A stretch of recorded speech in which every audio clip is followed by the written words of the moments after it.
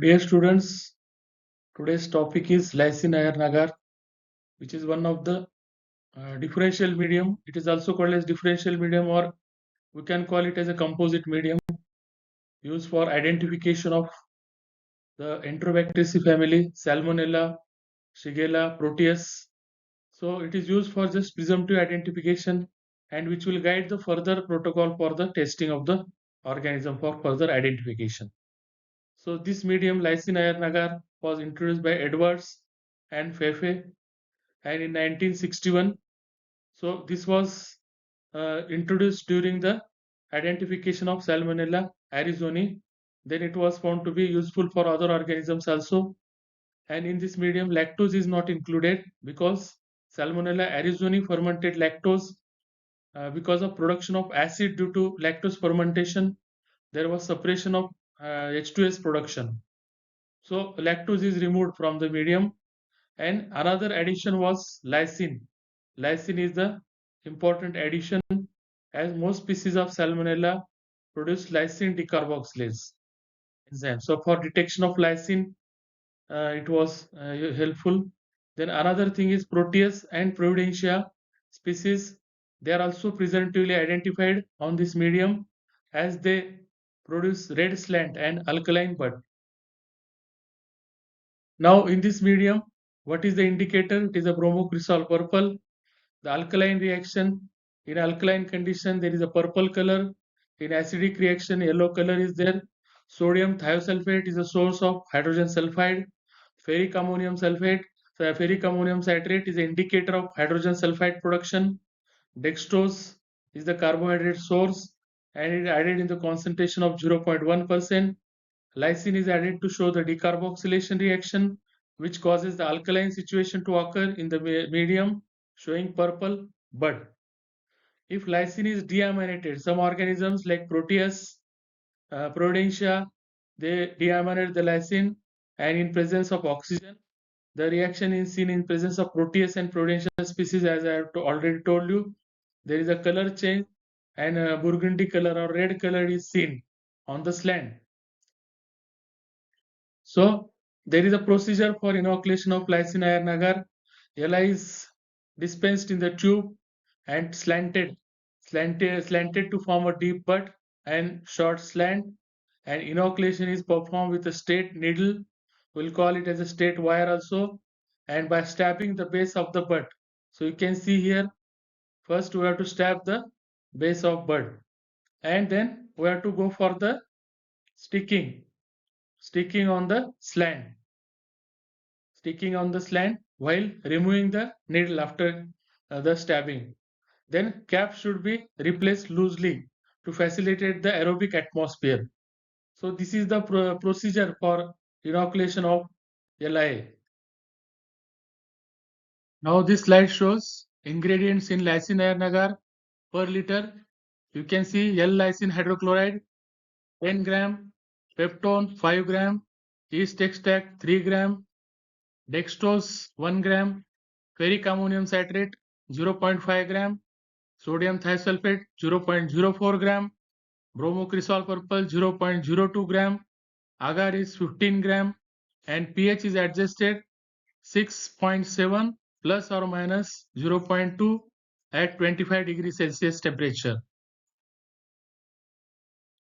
Now procedure, method of use, let the LI medium warm to the room temperature before its use, and using inoculating needle, obtain pure culture of the organism which is to be tested, identified, select well isolated colonies, inoculate by stabbing the bottom of the tube, and then stick the surface of the slant while withdrawing the needle.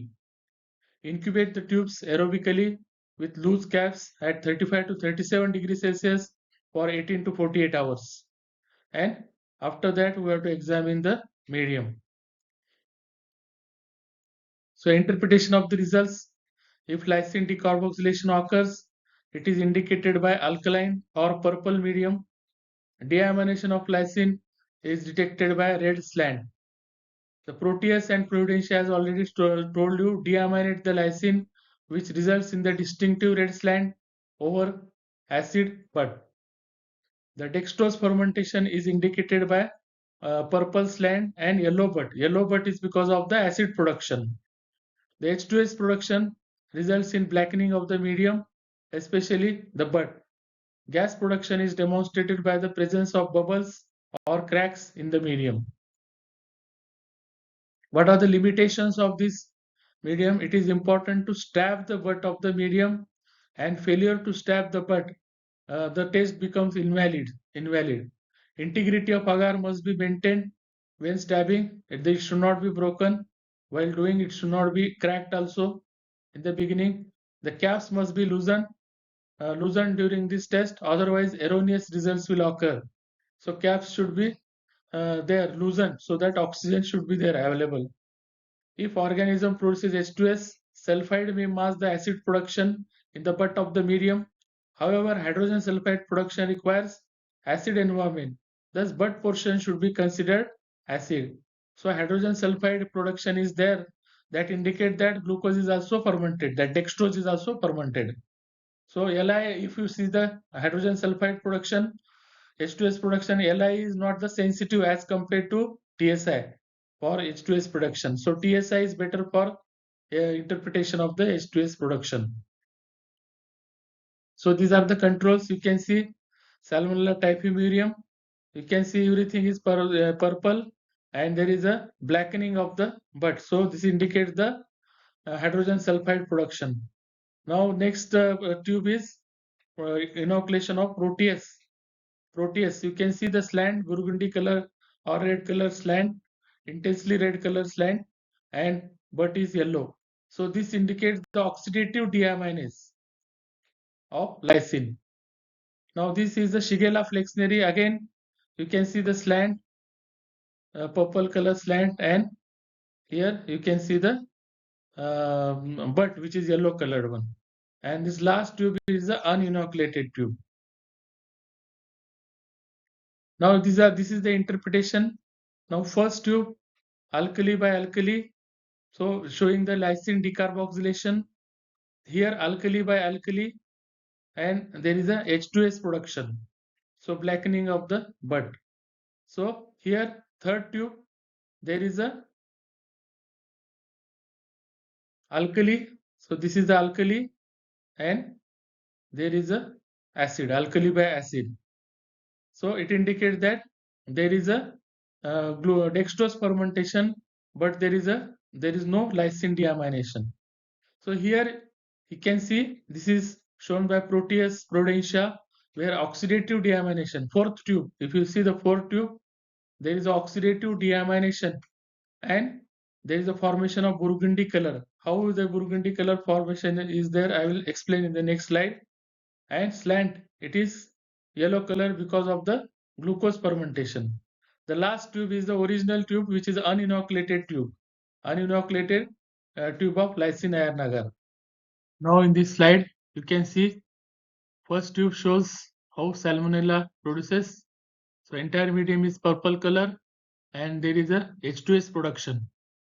The second tube shows oxidative deaminase by Proteus or Providentia. You can see the burgundy color on the slant. H2S production is also there, and acid production in the bud.